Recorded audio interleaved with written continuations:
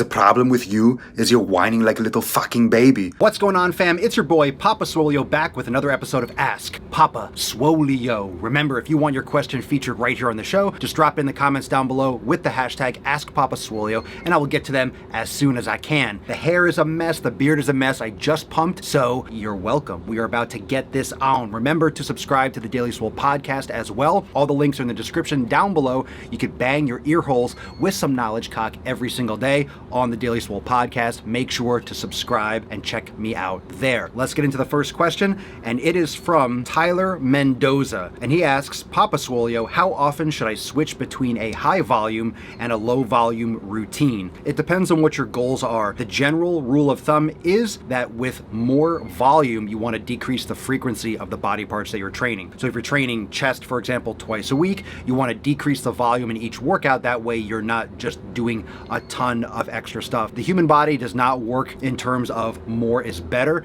You have to recover. So I don't personally believe necessarily in overtraining as much as I believe in under recovery. If you train more frequently and more volume, that's very easily an overload that your body will not be able to recover enough for subsequent workouts. So make sure that if you are increasing how often you're training a specific muscle, to decrease the volume accordingly. Question from Sammy Erickson. Papa Swolio, what are some exercises you recommend to help strengthen weak knees? Weak knees are usually a product of weak hips or weak ankles in the foot-ankle complex. Now, weak is a general term, usually meaning there's a muscle imbalance and the right muscles are not activating properly to create stability around those joints. If you have a weak anterior tibialis, if you are not moving properly with your feet, you're wearing heels all the time, you're wearing sneakers, you're wearing foot coffins, as I like to call them, you are weakening your ankle, you're changing the angle of your ankle joint, and that will cause your hips to anteriorly tilt, which will tighten up muscles in the hips, such as your tensor fasciae lata, which can cause internal rotation of the thigh, which can cause knee valgus, and you just go down this rabbit hole of chain reaction. So if you have weak knees, whatever that means, because I don't know from your question, you can work on some gluteus medius activation, start practicing yoga, start doing some corrective exercise and activation techniques for the glutes, like hip bridges, single leg squats are great, single legs balance reach. You can get those tube walking bands. I've done some demos here on YouTube and on my blog, on my website, swolenormousx.com, showing the lateral tube walking exercise. So that's just a couple of them, and I would recommend doing some anterior tibialis strengthening and maybe start looking into some more neutral or barefoot minimalist footwear. Don't jump into minimalist footwear before you start doing these strengthening exercises for your hips. You don't want to just start taking off your shoes, and that might cause more pressure in the short term for your knees. Question from Grim Raptor. Papa Swolio, what exactly is the VLine? Is it a muscle, and are there workouts specifically for it? Because I can't get it to show as much as my abs. All the muscles in the body are unique for an individual. You'll see one person with 10 abs if they get lean enough, and you'll see another person with 4. So the actual separation, the tendinous split of the abdominal muscles are different from person to person. That's genetic. The leaner you are, the more you will see. You can certainly do more exercises to focus on isometrics with the lower aspect of the abs, more planks, hanging leg raises are great. The ab roller can be beneficial. So there are many different exercises that you can do, but there's no guarantee that you will see that area of your abdominal region as prominently as someone else, just from genetics and where your muscles insert as opposed to another person. Question from William Frias. Papa Swolio, what's your opinion on rain body energy? When would it be a good time to drink it? My opinion on rain body energy is that it is absolute gutter trash, and the best time to drink it is fucking never. If you have some, you might want to feed it to your toilet or throw it in the garbage. Probably something you can clean around your house. You could probably use it to maybe remove some rust or some paint if you have any house chores you have to take care of. Question from Rebecca Siegel. Papa Swolio, just found your videos and I love them. Thank you. My question is, what do you think of intermittent fasting, and does it really slow the metabolism? I think it's totally fine, and no, it doesn't slow the metabolism. So that's a very simple answer. Intermittent fasting can be very beneficial for a lot of people. It's usually just skipping breakfast.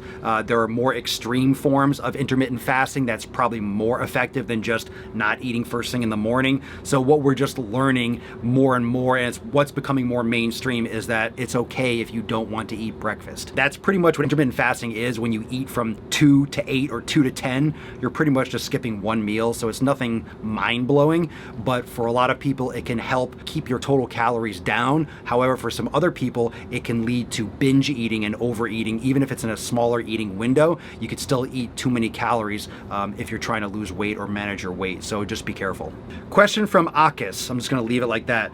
Papa Swolio, can you make gains using only dumbbells? Fuck yeah, of course you can. I make gains with dumbbells. Bands, dumbbells, chains, machines, cables, they are all just different forms of resistance. Your body creates internal tension to overcome an external force. That force can be coming with a cable, that force can be with a barbell, that force can be just a chair that you lift up and down over and over again if it's heavy enough. So if you're progressively overloading and adding a little more resistance, adding a little bit more time under tension, adding more volume, all these different ways to increase the overload on your body, you can build muscle, you can get more endurance, whatever that is. So absolutely 100% fuck yes. Question from Panda Express. Papa Swolio, the area right above my knees are always bruised after doing Romanian deadlifts. I have asked many people, they say my form is fine, so I don't know what the problem is this normal or bad? You probably don't have good form if you're always bruised above your knees. It could be because of your limb length, just because I don't know what your form is like. I don't trust whatever jabroni you're referring to in terms of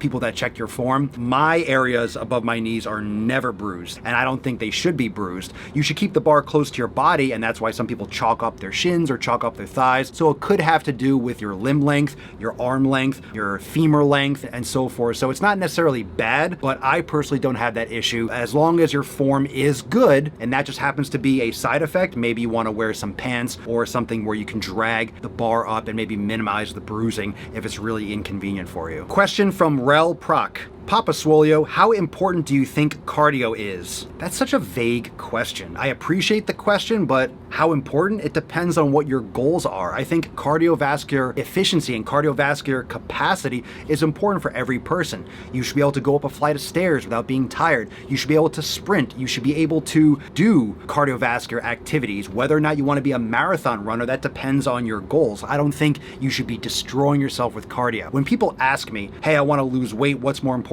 weights or cardio? 10 out of 10 times, it's lifting weights. It's lifting weights, doing yoga, eating better. You don't need cardio to lose weight. That is what people usually misinterpret. You don't need it to lose weight. It doesn't mean that it's not worthwhile. It doesn't mean that it's a waste of time. But you don't need to kill yourself with cardio in order to lose fat, in order to build muscle. You don't have to kill yourself with cardio. And most people tend to do that. That's a very archaic way of training. Hey, I'm trying to get in shape, doing tons of cardio, but people are still doing it. You're going to see much better results if you're doing more moderate cardio, you're focusing on strength training, you're focusing on yoga and your nutrition.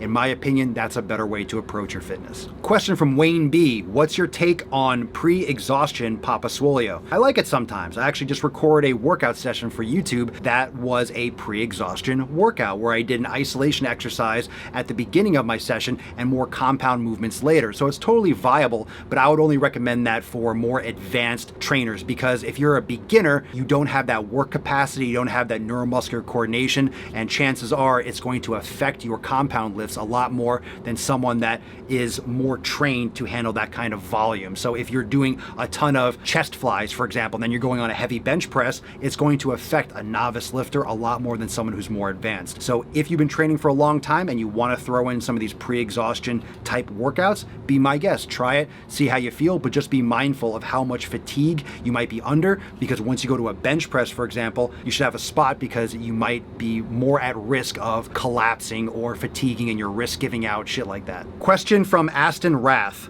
Papa Swolio, what's your take on MCT oil? Have you used it before or know of anyone that used it and had success with it? MCT oil is not like, oh, I used that and had great success. It's food. It's a derivative of coconut oil. So if you're eating coconut oil, you're getting MCT, which is medium chain triglycerides. I love MCT oil. If you ever had bulletproof coffee, you would use that in your bulletproof coffee. You can use it for salad dressings. You can cook with MCT oil. You can do all sorts of things with MCT oil, especially for people that are looking to increase fat intake in their nutrition nutrition, they're having trouble getting in so many calories because fat is very, very satisfying. So you're gonna get full very quickly and you get a lot more calories per gram of fat. So it's a very filling type of nutrition if you're doing keto or a high fat adapted type diet. So MCT oil is great. It just depends on what your goals are and what your preferences are. My recommendation would be, if you start using it or you're trying it, to start with a little bit, because that's the kind of thing that if you just start taking tons of it right away, you're gonna be on the toilet for quite some time. Thank you so much for your questions. Remember, if you want to be featured right here on the show, just drop your question in the comments below with the hashtag AskPapaSwolio, and I will get to them as soon as I can. And before you go anywhere, make sure to subscribe to the Daily Swole podcast. It's available everywhere. I'll put the links in the description down below. I would love to see you listening to me on the podcast. That doesn't make sense, but listen to my podcast. If you like Ask Papa Swolio, you're gonna like the podcast. So I'll see you next time for the next episode of APS. Peace out, fam. Click the link, motherfucker! Click the link! Click the link! Watch another video, like and subscribe. I know you want to. You know you want to. Come on, everyone knows you want to. You love Papa Swolio. You love the man bun. You love the sick bugging gains. You love it. Oh, oh, oh. You love it. Oh, oh, oh, oh, oh, oh.